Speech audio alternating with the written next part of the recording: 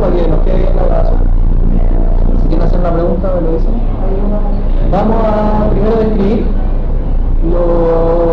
este es un concepto que aparece en el libro de Hamil, por el que uno estudia de Abdul, que dice que existen dos formas de desarrollo muscular, ¿ya? Y es una teoría. Dice que para que un músculo se desarrolle puede existir una hipertrofia o puede existir una hiperplasia, y más que nada para que ustedes manejen los conceptos de manera diferenciada, ¿ya? Una hipertrofia se da cuando una estructura aumenta su tamaño y su volumen, y una hiperplasia se va a dar cuando una estructura se duplique, ¿ya? O sea, en el fondo, si tú tienes una fibra muscular y después una fibra muscular se transforma en dos, significa que hubo una hiperplasia.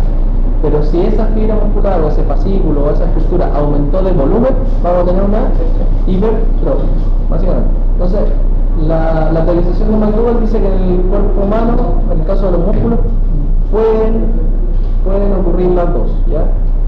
Ahí se escucha, parece bastante. Vamos a ver cómo. Podrían ocurrir las dos. Entonces, esa es como la forma en la que el músculo crece en su espesor, su ancho, ¿ya? Claro, puede ser que crezca por medio de hipertrofia lo que yo he revisado últimamente dice que es más hipertrofia que hiperplasia. De hecho, algunos autores cuestionan un poco el hecho de que haya más fibra, ¿no? No, la hipertrofia es la que hace que las fibras crezcan. Sí, pero de la hiperplasia, del hecho de que haya más fibra. Sí, dice que eso es más cuestionable porque el tejido muscular tiene por estructura, que de hecho me salté un poquito esa clase, tiene las células musculares progenitoras en su periferia, y esas solamente aparecen cuando existen altos niveles de demanda o lesiones. Te lesiona un músculo y las células como que migran de la periferia hacia la región central y ahí se colocan, pero como les digo, es un tema que de hecho aquí obviamente no lo he revisado 100%, lo que sé es que en este estudio dice que son las dos cosas, pero teóricamente lo más probable es que sea más hipertrofia que hiperplasia. Y vamos a hablar también un poquito de cómo ocurre el resto de los fenómenos. Y bueno, en relación a esa misma célula muscular que venía de la periferia, tenemos el concepto del crecimiento del músculo en sentido de la longitud. ¿Se acuerdan que habíamos visto la región plástica, elástica, todo eso, ¿no es cierto? Bueno, aquí el músculo, además de todos estos conceptos de elasticidad y plasticidad, vamos a tener que, si una célula muscular se separa mucho, vamos a perder el contacto entre los canales de actina y de miocina. Ustedes ya lo conocen, ¿no es cierto? Entonces tenemos la actina con la miocina, y si estos no están en contacto, ¿qué es lo que va a suceder? La célula muscular no va a poder trabajar de manera correcta, ¿no es cierto? Y la compensación que se va a dar cuando haya una elongación, ¿no es cierto?, excesiva por un tiempo que genere la compensación, es que estas células periféricas musculares van a migrar y van a agregar una nueva célula muscular, un sarcómero, pero lo van a agregar a lo largo de la fibra, ¿ya? A esto le llamamos la adaptación del músculo en longitud con incremento de los sarcómeros en serie, que es distinto a lo que ocurría en la situación anterior, donde teníamos que los músculos se ensanchaban o se replicaban o dividían y formaban más fibras musculares en paralelo. Entonces, teníamos una hiperplasia, era en paralelo. Ahora se le suma uno en longitud. Entonces, no solamente ocurre que el sarcómero se alargue en sí, sino que se le agregan nuevos sarcómeros en los extremos, de tal manera que el músculo en longitud va a agregar un sarcómero al final, ¿ya? Claro, eso se llama el crecimiento o la adaptación en longitud por medio de sarcómeros en serie, o sea, uno al lado del otro en serie, que es distinto a en paralelo, que sería en el caso de la hiperplasia. Y ahora nos vamos a meter un poquito en el control muscular, que más que nada, para recordarlo, proviene de nuestro sistema nervioso central, ¿no es cierto?, que es este de acá, y que después va a generar estas ramas periféricas que vienen de todos los segmentos nerviosos, incluso de algunos nervios craneales, como el nervio accesorio espinal. Y esto se relaciona, ¿no es cierto?, su salida con la médula espinal, donde tenemos que la parte motora del músculo, ¿en qué parte salía? En el asta anterior, ¿ya? Y la parte sensitiva en la parte posterior. Entonces el asta medular posterior es sensitiva y la asta anterior es motora, ¿ya? Sin entrar en detalle, porque sé que ustedes no tienen neurología avanzada y todas esas cosas. Ahora, para hacerlo bien sencillo, existe un montón de vías y de sistemas de control del movimiento a nivel del sistema nervioso central, pero la vía motora voluntaria se denomina la vía córtico-espinal, y eso hace referencia básicamente a que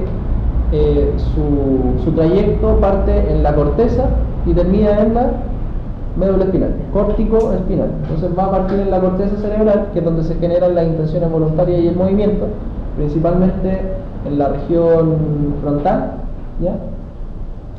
Y después de eso va a bajar por la médula espinal hasta llegar a algún segmento del asta anterior, y del asta anterior va a salir un segundo nervio, o sea, una segunda neurona, ¿verdad?, que va a ser una neurona motora, ¿ya?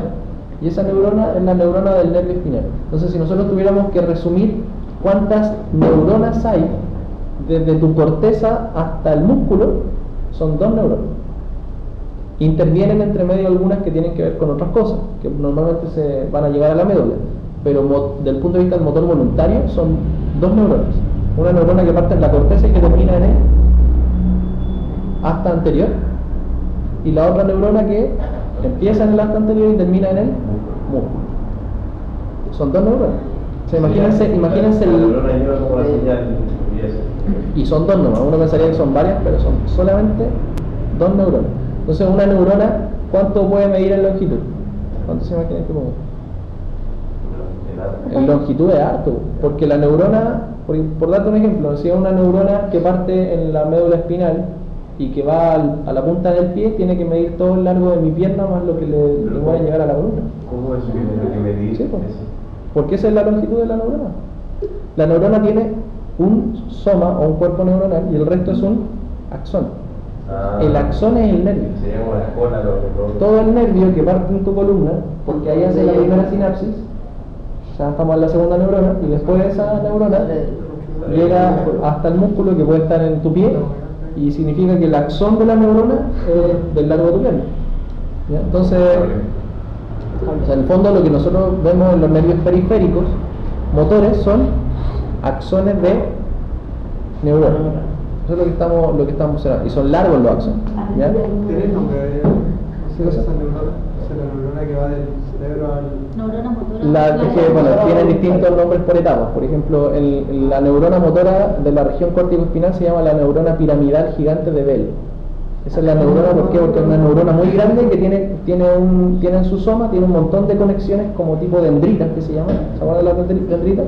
Y después el axón de esa neurona con sus dendritas pasa a través de la mitad del cerebro, pasa por la pirámide cerebral, y después se dividen algunas y se cruzan, y después pasan derecho hasta la médula, al arco anterior, y después del arco anterior se comunican con la segunda neurona. Son 2 neuronas, no son más que 2 neuronas. Ahora, lo que ocurre en tu cerebro es que en el cerebro se conectan miles de neuronas unas con otras, pero lo que sale finalmente de esa neurona motora es lo que va directamente hasta abajo.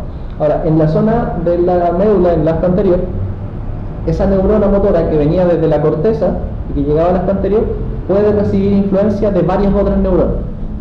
O sea, en el fondo, los puntos donde ocurre como cruce de información o cruce de señales son los lugares donde ocurre la sinapsis, ¿ya?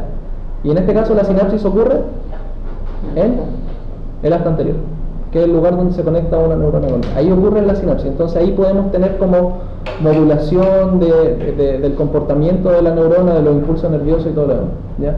Y obviamente lo que transmita la de arriba viene cargado de un montón de informaciones que pueden ser emocionales, sensitivas, y vamos a ver también cómo las informaciones sensitivas se cruzan con la información motora. Eso lo vamos a ver después, ¿ya? Pero básicamente acordarse eso, la sinapsis ocurre acá, y acá atrás ¿qué ocurrirá? Porque acuérdense que el asta posterior es sensitiva. Entonces en la asta posterior también tenemos sinapsis, y aquí tenemos un montón de vías más que no las vamos a ver, vamos a decir solamente que son sensitivas, y si se dan cuenta hay una conexión acá entre la región sensitiva y la región motora, que determina, ¿no es cierto?, esta zona gris de la médula espinal. Entonces eso es bien interesante que lo analicemos, porque aquí se genera un arco entre las sensaciones y el movimiento motor. O sea, lo que tú sientes y lo que se genera motoramente, y se devuelve. Eso se llama el arco reflejo, ¿ya? Vamos a entrar en detalle después de eso. Entonces, una neurona sería esta una neurona periférica, va a tener un axón que es del largo del nervio hasta que llega al músculo, ¿no es cierto? Sale en la médula, llega hasta el músculo en la placa motora, ¿sí? ¿Se acuerdan de la placa motora? La placa motora es el punto de conexión entre este nervio y la fibra muscular. Entonces yo tengo que entender como referencia que una neurona, como tal, con su axón, va a controlar una cantidad determinada de fibras musculares. ¿La placa motora es lo mismo que el punto motor? Técnicamente debería ser distinto. Es distinto, sí. Sí, porque el punto motor es un punto que tú estimulas con corriente y que permite saber más o menos dónde ocurre una contracción con corriente periférica. Pero la placa motora puede estar penetrando al músculo. Por eso es que a veces están en distinta posición. Esto vendría siendo directamente lo que nosotros llamamos la zona de inervación. La zona de inervación es el lugar donde hay mayor cantidad de placas motoras.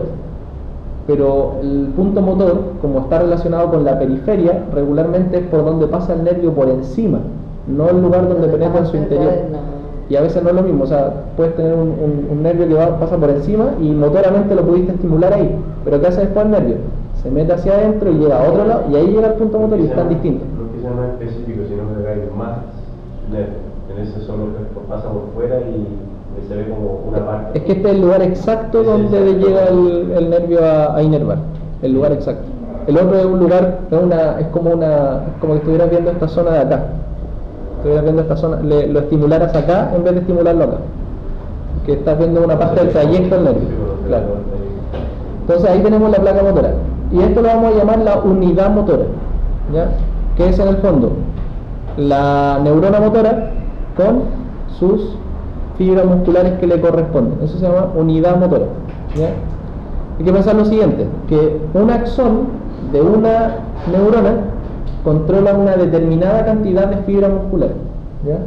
Por darle un ejemplo, los axones del ojo, de los nervios del ojo, un axón, una neurona controla entre 20 y 30 fibras musculares. Pero un axón, una neurona de la pierna que controla el cuádriceps, controla entre 2000 y 10.000 o más fibras musculares. Entonces ahí tenemos un concepto que se denomina la relación de inervación. ¿Cuál es la relación de inervación? La relación de inervación dice que cuántas fibras musculares tengo para un axón. Obviamente que mientras más fibras musculares tengo para un axón es como entre comillas menos preciso o menos controlable. Por eso es que los músculos del ojo tienen más axones por gramo y por fibra muscular, porque el control es mucho más específico. Entonces esa relación de inervación determina en el fondo la calidad del control. Es como que usted tuviera un curso de 2000 alumnos versus que tuviera un curso de 20 alumnos. O sea, es mucho más preciso el de 20 que el de 2000, mucho más fácil de controlar. Esa es la relación de inervación. ¿Cómo se llama relación? ¿Cuánto? De inervación. Sí, la relación. Entonces, normalmente, acuérdense eso porque creo que les preguntan la prueba. Sí, pero Ese si ejemplo está está más claro. inervado, es más fino el movimiento. Sí. Sí.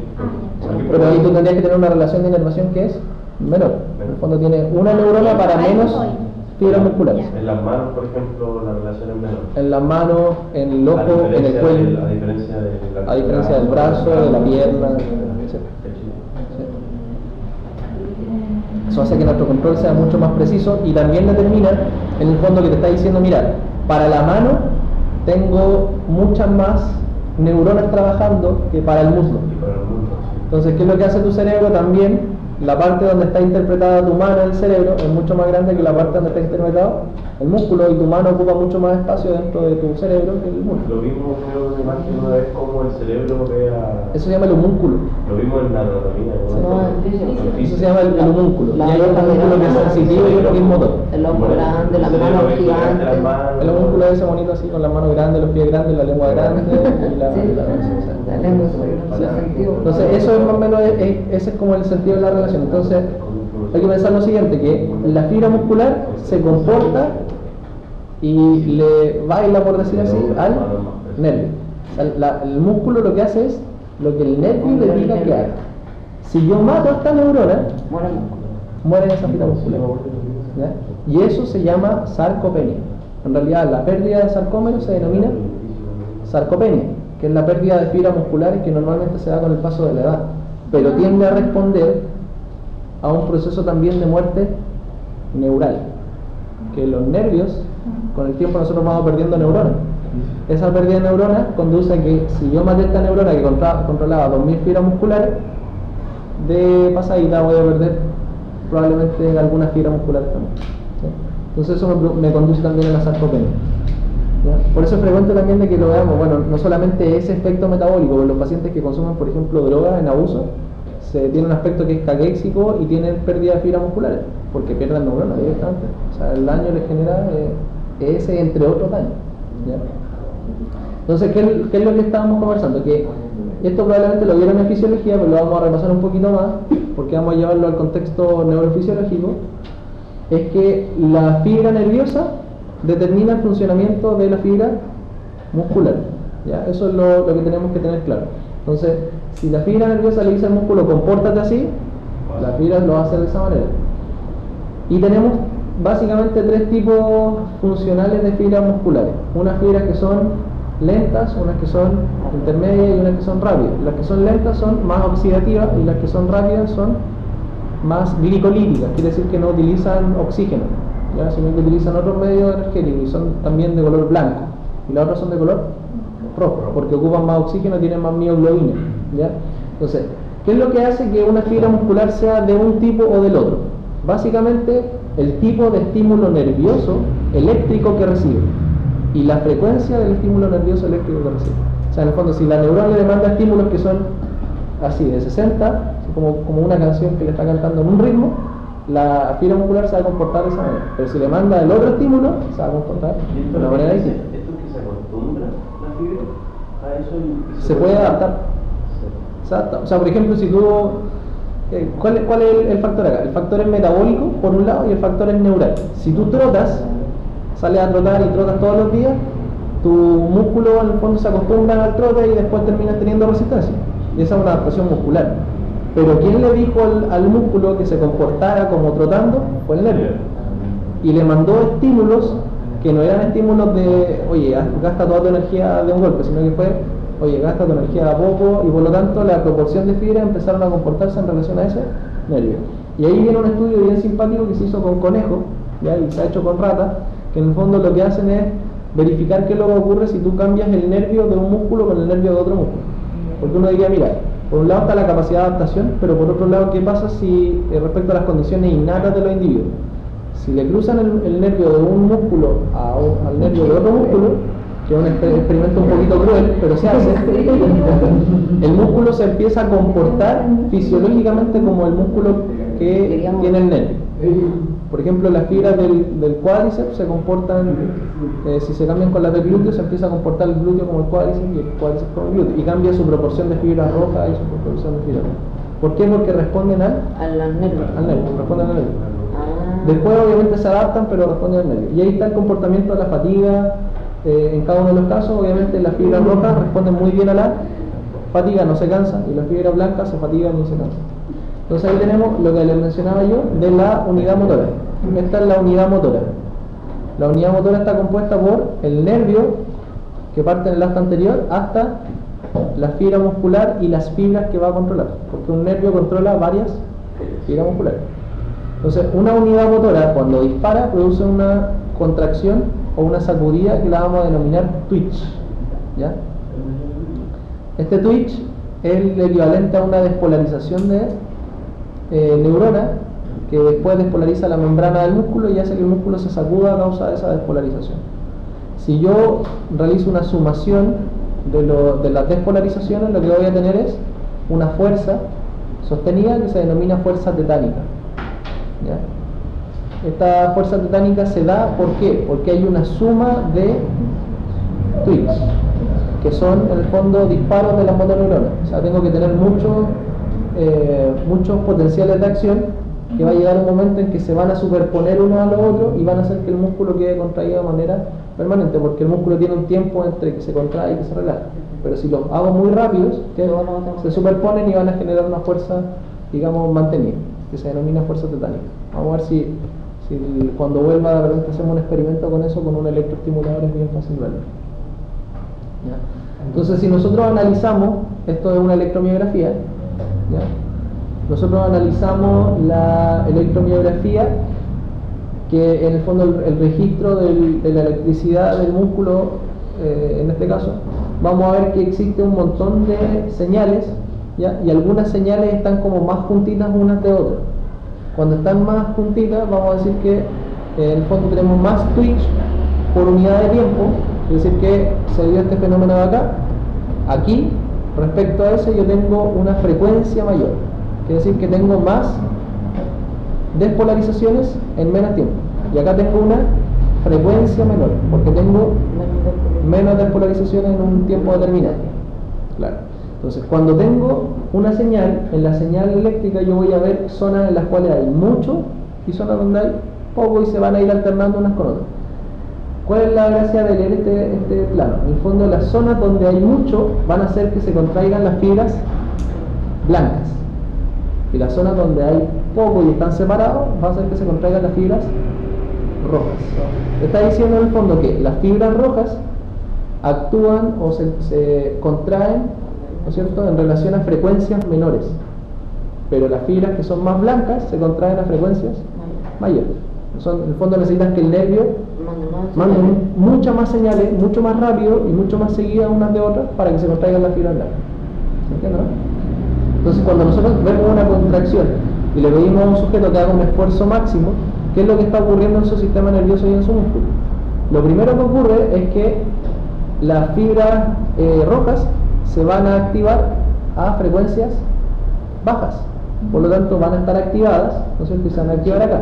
Pero a medida que la frecuencia aumenta, se van a activar las fibras blancas, primero la intermedia y finalmente las fibras oxidativas. Entonces yo aumenté la frecuencia y dije 60 Hz. ¿Quién se activó los 60 Hz? Las fibras rojas. Después 80 Hz. ¿Quién se activó? Las fibras intermedias. Después 100 a 120 Hz se activaron las fibras blancas. Pero mientras están las fibras blancas activas, como las frecuencias de 120, también van a estar activas las de 80 Hz y las de 60 Hz, y se superponen una de otra. Llevándola como un ejemplo así, con un salto, ¿cómo serían los estímulos para que se despegue el piso? Para que se despegue el piso, que sea así como un movimiento hubo mucha fuerza en muy poco tiempo. Así como, claro. En la fibra blanca me imagino que debe ser. En la fibra blanca nosotros tenemos que el esfuerzo no lo pueden mantener durante mucho tiempo. Lo pueden mantener por periodos cortos, pero que es una fibra que se contrae rápido y fuerte, pero lo resiste poco tiempo. Entonces, ¿qué es lo que tiene que ocurrir ahí? Tiene que ocurrir que el nervio tiene que mandar una señal de muy alta frecuencia, tiene que hacer muchas despolarizaciones en poco tiempo. Eso tiene que ser para que se contraigan estas fibras de acá. Pero como la frecuencia es muy alta, también se van a contraer las fibras de frecuencia baja, porque las de frecuencia baja se contraen a 60 o más, por darle un ejemplo. Entonces, si tengo 120 se van a contraer todas. Si tengo 80 se van a contraer estas dos. Y si tengo 60 se van a contraer solo estas. Porque estas de acá en teoría necesitan frecuencias muy altas. Y si no hay frecuencia alta, no hay contracción. Entonces, ¿qué es lo que pasa? Que si tú haces una fuerza muy grande, un esfuerzo del 100%, una contracción voluntaria máxima, necesitas que tu nervio lance señales de muy alta frecuencia, y es probable que esas señales de alta frecuencia tu nervio tampoco sea capaz de mantenerlas durante mucho tiempo. Y de eso se desprende el concepto de que la fatiga como tal no es solamente muscular, sino que también es neural. O sea, necesitas que tu nervio se despolarice muchas veces muy rápido, y si tu nervio no lo hace, ni siquiera le va a mandar el estímulo de esas fibras musculares para que se contraigan. De eso viene un concepto que solamente podemos lograr la fuerza máxima de un sujeto, solamente es posible lograr por medio de electroestimulación. O sea, a una persona que tú le digas, mira, ¿sabes qué? Lo llevo por ejemplo a las máquinas del laboratorio y le pido, hace la contracción más fuerte posible, ¿ya? Y la trata de hacer, por más de que intente hacerla, nunca va a ser su contracción máxima, porque para poder lograr la máxima necesita que sus nervios disparen una frecuencia demasiado elevada y demasiado intensa durante un tiempo probablemente que no es capaz de tolerarlo su sistema nervioso. Entonces la única forma de lograr esa contracción realmente máxima Es a través de estímulo externo. es a través de un estímulo externo, y ahí se hace con un método que se llama el método Superimposed Twitch, que en el fondo es un método de superimposición eléctrica de los twitch. Le pide al sujeto que haga la contracción voluntaria máxima y al mismo tiempo que la hace, le metes corriente. Y siempre va que esa fuerza es máxima que la fuerza voluntaria máxima. Por lo tanto, la fuerza voluntaria máxima no es la máxima real. Ese es el concepto que hay que tenerlo así como en percepción. ¿Ya? Entonces, a partir de eso yo podría incluso externamente estimular un músculo para que se comporte de una manera u otra, con corriente. Sí, pues, a los futbolistas se lesionan de repente le hacen estimulación eléctrica para no perder... Para no perder la actividad. Sí. La adrenalina igual sirve para eso. Por ejemplo, cuando están en algún accidente, no sé, hay personas que han movido auto con la adrenalina porque les ayuda a llegar quizás a niveles más altos de su... Eso es un estímulo fuerte del sistema nervioso, claro. Es un excitador del sistema nervioso. Entonces, tú podrías esperar que pasen ese tipo de reacciones inusuales, que el sujeto tenga más fuerza de la que tiene normalmente. Entonces aquí estamos viendo las unidades motoras, que son la UM, las unidades motoras en una contracción submáxima y en una contracción máxima. O sea, aquí le estamos pidiendo al sujeto, mira, hace una fuerza, pero no así una fuerza de las más grandes que eres capaz de hacer. Y aquí estamos viendo una contracción máxima, le estamos pidiendo al sujeto que le dé con todo, ¿ya? Entonces, ¿qué es lo que vamos a ver? Estos son los disparos de las unidades motoras, que son en el fondo las despolarizaciones de la membrana del nervio, ¿ya? Aquí tenemos una frecuencia de 100 por segundo y acá tenemos una frecuencia de 20 por segundo y acá tenemos una frecuencia de 60 y una de 20. ¿Qué es lo que te está diciendo esto? Que hay unidades motoras, hay nervios que disparan a 100 y hay nervios que disparan a 60. Probablemente este nervio que dispara 60 va a una fibra que está hecha para 60, una fibra muscular que sería de tipo roja, y este que dispara a 100 estaría para una fibra muscular blanca. Entonces te está diciendo que las fibras musculares se correlacionan directamente con la frecuencia y con el tipo de fibra de nervio al que vamos. O sea, el nervio va a un tipo de fibra determinada. Y esta neurona se fatiga, de hecho parte en 100 pero le cuesta mantenerlo 100. Se fatiga más rápido que la otra. Se fatiga rápido. Entonces la fatiga no es solo del músculo, es también del nervio. Del nervio, claro. Y si le pedimos un esfuerzo máximo, vemos el mismo comportamiento. Aquí hay unas fibras que partieron con 120 y terminaron en 50 y otras que partieron en 80 y terminaron en 30. ¿Se han dado cuenta qué es lo que ocurre cuando uno está fatigado? ¿Qué es lo que ocurre a una persona que está fatigada e intenta mantener una fuerza a pesar de eso? La respiración. Directamente en el músculo. Si tiene una persona levantando pesas y ya se cansó. Hay una que es el calambre, que es una respuesta directa al músculo, y la otra es antes de todo eso. Antes de todo eso. Ah, el frío, no hace frío. No tiene frío. No, Empieza a tiritar. Sí. ¿No es cierto? Ya no va más fuerza. ¿Qué pasa? Ahí empieza el frío. Entonces, ¿qué creen ustedes que es el hecho de que empieza a tiritar? Que está disminuyendo que ya está llegando al máximo. La frecuencia disminuyó tanto que llegó a un punto que ya ni siquiera es 20 por segundo, sino que quizás menos de 20 por segundo. Por lo tanto, ya los twitch se empiezan a separar unos de otros Por eso es que. y no es capaz de mantener la exposición constante. Entonces eso se debe a una disminución de la frecuencia del nervio, y probablemente asociado a una pérdida de capacidad de conducción también del neurolema, que en el fondo es la membrana plasmática del músculo, que también se va a fatigar, porque tiene que tener capacidad de conducir el impulso nervioso. Entonces ahí vamos a ver esa respuesta. Profe, en ese caso, ¿qué factor de componente del cuerpo ayuda a que la frecuencia vuelva a subir? Por ejemplo, esta fibra que lograba 100 por segundo ya está muriendo. No sé, esperar cuánto tiempo o qué cosa ayuda a que esa fibra vuelva a tener esa misma capacidad de 100. El reposo. Solamente Sí, el reposo. Ahora, ¿cuál es el hecho acá? Que en el fondo tú puedes entrenar y viene un concepto que es un poquito fuera de lo que, o sea, es como para sacarle un poquito de la idea mental. Tú tendrías que entrenar ¿qué cosa? ¿El músculo o el nervio? O sea, en realidad, En teoría debería entrenar el nervio. Si yo quiero que el sujeto haga esto, tengo que entrenar el nervio. Pero no puedo responder a los nervios de Básicamente como lo entrenan y como lo hemos entrenado siempre. Si tú le dices al músculo, al nervio que haga solamente de estos, que haga solamente esfuerzo máximo, va a terminar generando nervios que solamente mantienen el esfuerzo máximo. Y si le dices que haga esto, solamente hace entrenamiento de ese tipo. Primero por uno crearse la mentalidad y decir ya, el nervio que lo va a quedar. Es como el trabajar en el umbral que le llaman, ¿no? El trabajo en el umbral. Básicamente eso es el trabajo en el umbral. Hay distintos umbrales para cada uno, trabajo de potencia, de fuerza, etc. Ahora, hay que entender lo siguiente también, que eso es importante. Siempre que trabajes 100%, a frecuencias altas, quiere decir que estoy entrenando de alguna manera potencia a fuerza máxima. Le estoy diciendo al sujeto, hace una fuerza muy grande en poco tiempo. Siempre que haga eso, voy a estar entrenando todas las fibras musculares. Sí, Pero si no lo hago, solo voy a entrenar o estas o estas de acá. Entonces, si yo quisiera entrenar todo el músculo, siempre tengo que hacer un poco de lo haga. Hoy en día en el entrenamiento de adultos mayores se maneja el entrenamiento de potencia. ¿Por qué? Porque eso es lo único que evita que estas fibras terminen muriendo por desuso. Porque si tú no haces esfuerzos máximos, nunca, estas de acá no tienen sentido de ser y tienen dos posibilidades: o se transforman a estas o mueren. Y eso es principalmente la causa de la sarcopenia. Que le mencionaba yo que era la muerte de las fibras nerviosas con el paso del tiempo, que puede tener otros factores que están relacionados, pero esto yo lo vi en un congreso en Santiago y lo he leído también bastante respecto a los estudios del doctor Enoka, Roger Enoka, que es un neurocientífico bien importante.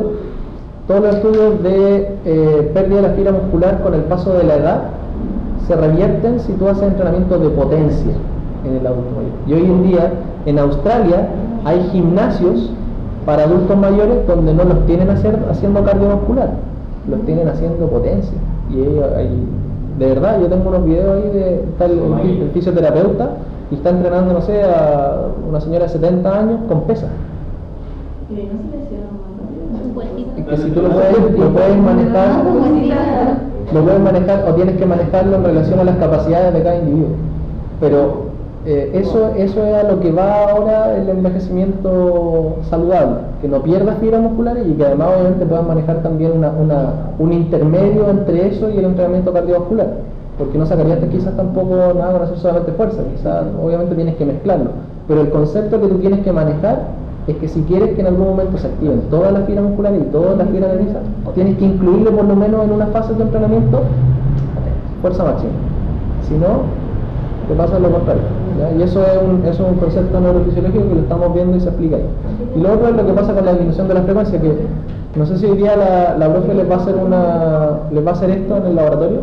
Probablemente van a ver fatiga con electromiógrafo y van a ver estas señales eléctricas y van a poder analizarlas y entender en el fondo lo que les estoy explicando yo ahora, pero con el equipo, que van a ver qué pasa. O sea, tú ves eso en el equipo, que empieza a bajar la frecuencia. ¿Ya? Y tenemos las vías de control neuromuscular, que son los órganos sensitivos del músculo. ¿Ya? Entonces, el músculo tiene un órgano sensitivo también, y este órgano sensitivo se llama el uso neuromuscular, ¿sí?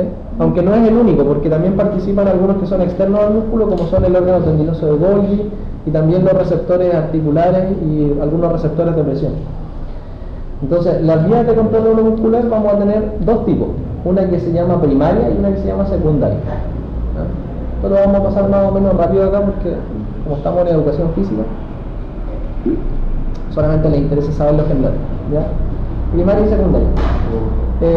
Y estas dos tienen dos funciones distintas. La primaria lo que hace es responder a estímulos de alta velocidad de elongación. Y la secundaria lo que hace es responder a estímulos de tensión mantenida de la fibra muscular. La primaria responde a estímulos de elongación de alta velocidad y la secundaria responde a estímulos de tensión mantenida en la fibra intrafusal.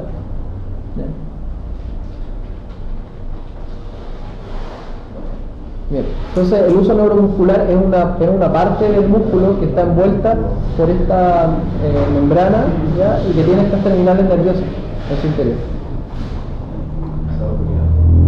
Y tiene una fibra fibra motora que la inerva exclusivamente a ella y se llama la fibra motora gamma, ¿ya? Esta fibra motora gamma es la responsable de la inervación de la fibra muscular intrafusal o de adentro del uso, intrafusal, ¿ya? Entonces la motoneurona gamma inerva a la fibra intrafusal y por consiguiente todas las otras fibras musculares que no están dentro del uso son inervadas por otra motoneurona que venía de qué parte. ¿De dónde venía la motoneurona? Del hasta anterior, porque son motoras, ¿no es cierto? Entonces las fibras motoras extrafusales se llaman motoneuronas alfa y van a inervar las fibras musculares extrafusales y la fibra motora gamma inerva la fibra intrafusal. Las dos provienen del asta anterior de la médula espinal, ¿sí? Y estas de acá que son sensoriales o sensitivas, la primaria y la secundaria, van a ir a el asta posterior, porque son sensitivas y responden a esos dos estímulos que habíamos visto. Entonces ahí tenemos la fibra primaria y la fibra secundaria. Lo importante era que la fibra primaria respondía a qué estímulo. Elongación, ¿no es cierto? Alta velocidad. Fibra primaria o fibra 1A. Fibra primaria, fibra 1A. A elongación de alta velocidad. La secundaria A. Tensión mantenida de la fibra intrafusal. Tensión mantenida de la fibra intrafusal. Perfecto. ¿Ya? Entonces, ¿qué es lo que sucede con esta?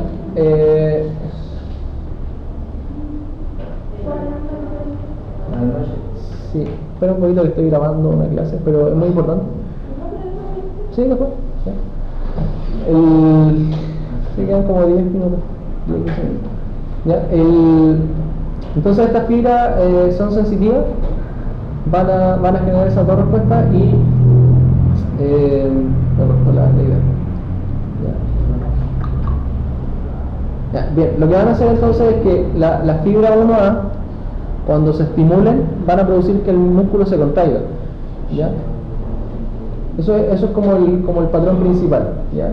Y estas fibras 1A, que se respondían cuando el músculo se elongaba rápidamente, van a hacer en el fondo que el músculo se contraiga y como tal van a proteger al músculo. Eso se llama el reflejo miotático o reflejo de protección muscular, ¿ya? Es un reflejo que hace que el mismo músculo se contraiga. Si tú lo estimulas, se contrae, ¿ya? Y eso es lo que se estimula cuando uno golpea, por ejemplo, los tendones. Lo que tú haces al golpear el tendón es que el músculo se extiende, pero muy poco y muy rápido, y eso hace que el músculo se contraiga y a causa de eso la pierna salta. Entonces si yo, por ejemplo, veo a una persona y le hago esto, tiene el brazo ahí, y le hago esto, lo que voy a notar acá es una contracción muscular porque va a tratar de evitar en el fondo que el músculo se mueva de manera involuntaria y abrupta, ¿ya? Como que yo te lo trato de empujar, si lo trato de empujar, ¿qué va a hacer? Automáticamente se registra, eso es un reflejo, ¿ya? Es un reflejo y hace que se contraigan los mismos músculos de la elongación, pero para que eso ocurra tiene que ser una elongación rápida, alta velocidad, claro. Y la otra responde a los cambios de tensión. Entonces cuando hay un cambio de tensión y aumenta la tensión de esta fibra secundaria, lo que va a hacer el músculo es que responde a su vez también con un aumento de la tensión muscular. Cuando lo que está detectando acá es que lo están elongando, pero lo están elongando de manera lenta y mantenida. Entonces, ¿qué hace el músculo para evitar esa elongación lenta y mantenida que no quiere? Se empieza a poner duro. Claro, y se contrae, pero ahora se contrae de a poco y mantiene la tensión. Entonces eso es como cuando a ti te están estirando y tu cuerpo se resiste a que lo estiren, la responsable sería la secundaria. Claro, la terminal secundaria. Esa es la responsable del fondo de eso. Entonces ahí tenemos como el comportamiento muscular involuntario explicado desde el punto de vista neurológico, ¿ya? Y del punto de vista de las fibras musculares, y esto es más que nada para tener un orden porque hablamos de fibras primarias, secundarias, ¿no es cierto? Entonces los nombres de las fibras nerviosas hacen referencia a distintos tipos de nervios, ¿ya? Por ejemplo, la fibra nerviosa A alfa responden a todas estas que están acá, se llaman A alfa porque son fibras de alta velocidad y de alto grosor. ¿Qué determina que una fibra sea más gruesa o más delgada? Básicamente la proporción de mielina que tiene. ¿Saben lo que es la mielina? La vaina de mielina, ¿no suena? La vaina de mielina recubre la neurona, ¿sí? En este caso recubre el axón, ¿ya? Y permite que los impulsos ocurran de manera saltatoria. Entonces, mientras más mielina tiene el axón, más rápido se transmiten los impulsos. Y si se transmiten más rápido los impulsos, podemos tener frecuencias mayores. Si no tiene mielina, los impulsos son más lentos y las frecuencias son menores. Por lo tanto, la velocidad de conducción es menor. Y aquí tenemos el orden de ascendente a descendente. Las fibras que tienen mayor velocidad de conducción y las que tienen menor velocidad de conducción. Por ese motivo es que nosotros, por ejemplo, el dolor y la temperatura de las fibras C, que es por ejemplo el dolor de estómago, de los órganos internos, lo sentimos mal.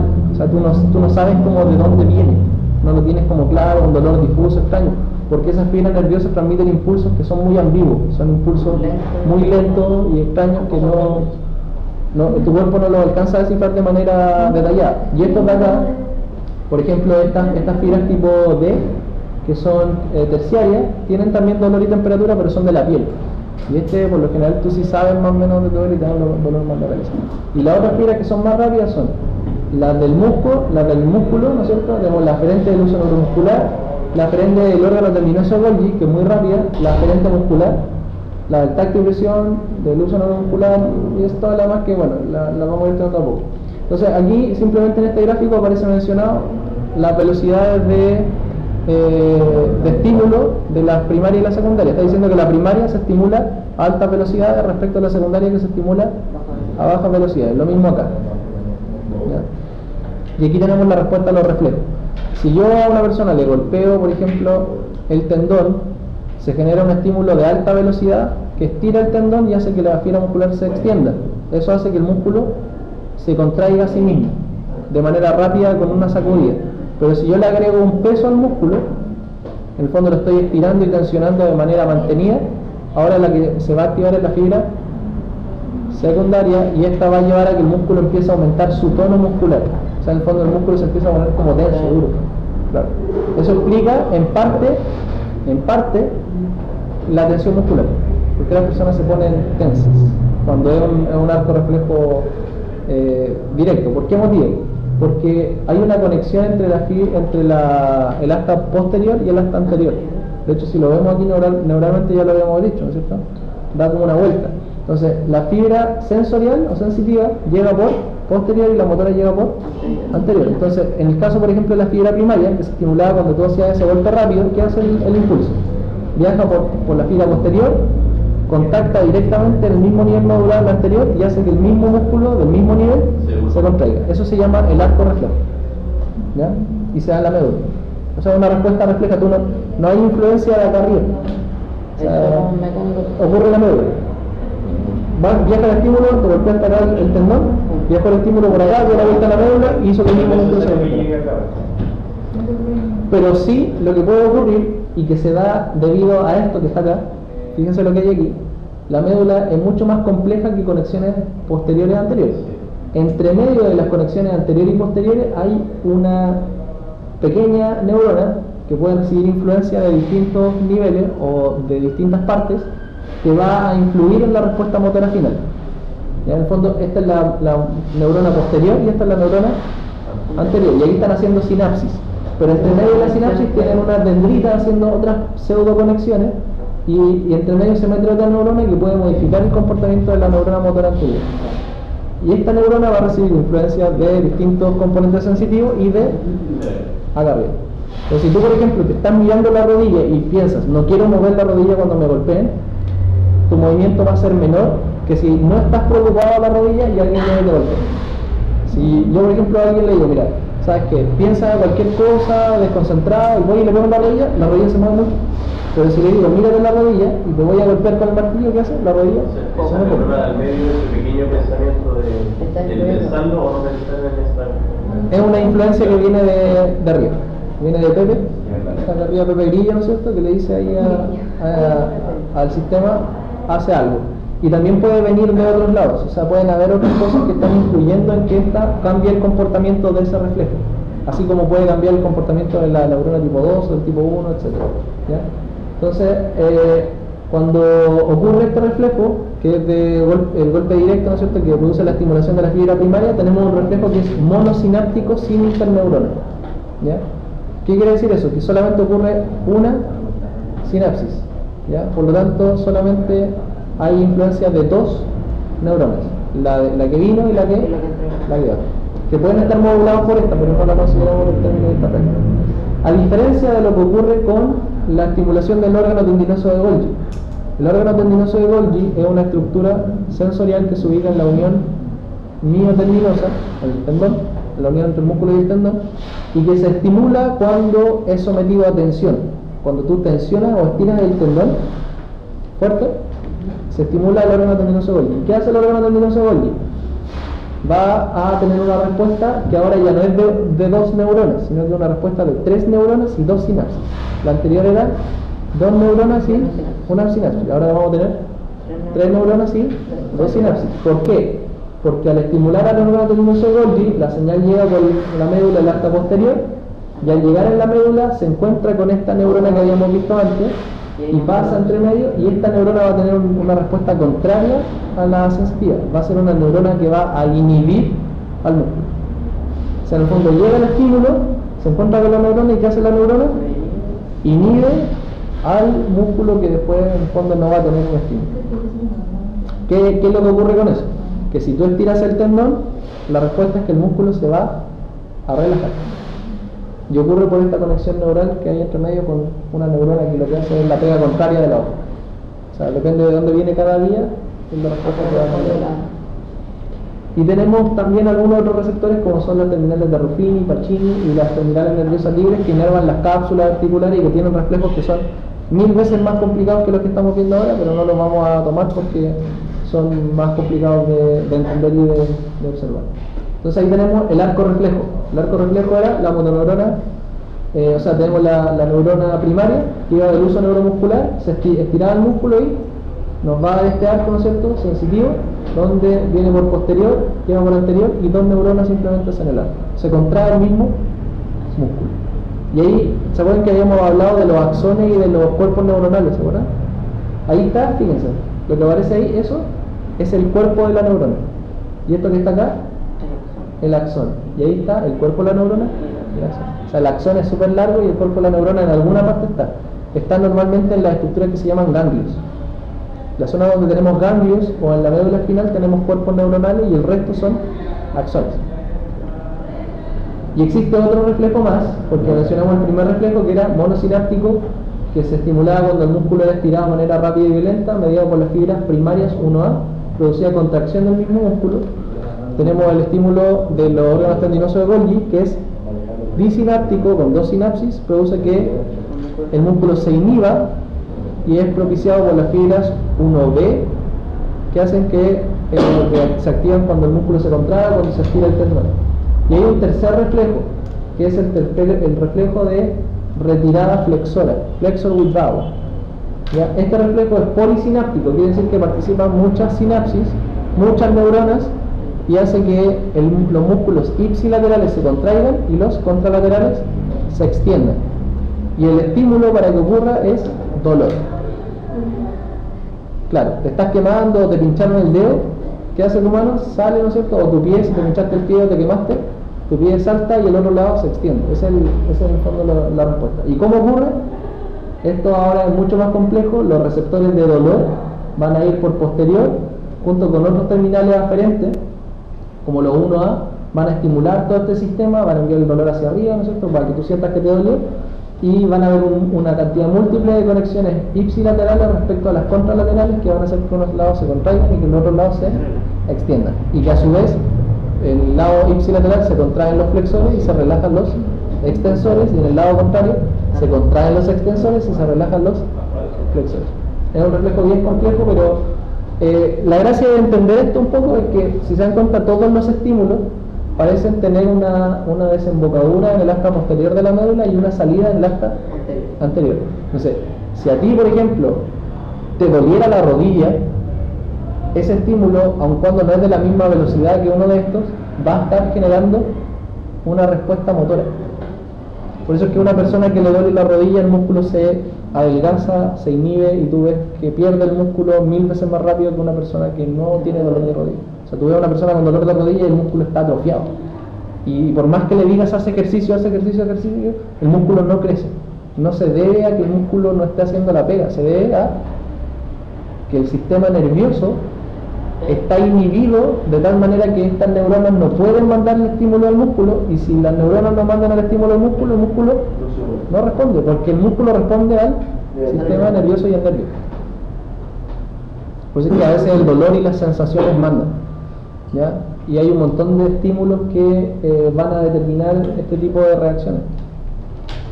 Por eso es que si una persona, no sé, pues, tiene una lesión en la rodilla a un lado, probablemente va a tener músculos del otro lado que están funcionando mal, puede tener un dolor de cuello y puede ser que su sistema se altere de ahí hacia abajo y genere distintos tipos de conexiones, tanto posturales como sensoriales, como un dolor de estómago, de hecho, puede hacer que tu musculatura de la espalda cambie su función, y un montón de otras reacciones que tienen mediadores que son tanto superiores como inferiores. O sea, a veces va al nivel de la misma médula como reflejo, pero también a veces reciben influencias de arriba, como el estrés, la depresión.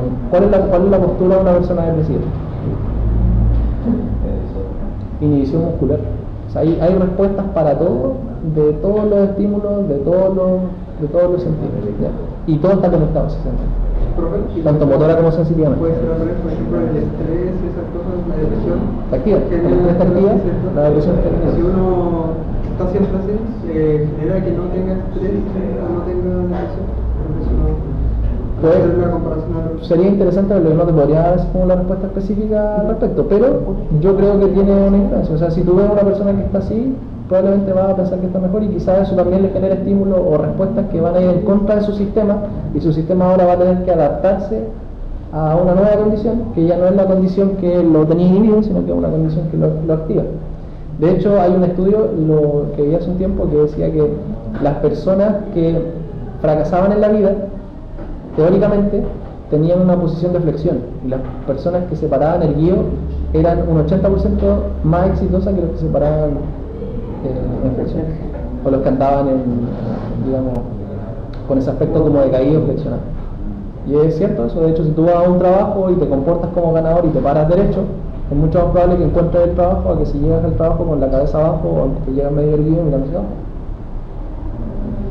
Dice mucho de tu sistema nervioso, y bueno, eso es una apreciación personal, pero te está diciendo tu cuerpo a través de tu postura y tus músculos qué te está pasando.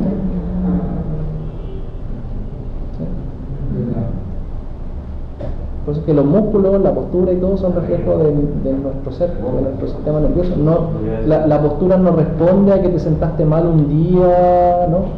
La postura responde a una vida, a tu estilo de vida, a tu forma de ser. Y a las lesiones igual, ¿no? ¿Ah? Y a las lesiones, por ejemplo, son dolor, son traumas, son acomodaciones de tu cuerpo. Quizás tú pudiste acomodarlo, no pudiste acomodarlo. Todas esas cosas tienen que ver, digamos, de manera multidireccional. ¿No? ¿Hasta qué hora la clase? Vamos a dejar entonces hasta control motor. Control motor seguimos en la próxima clase, y en el...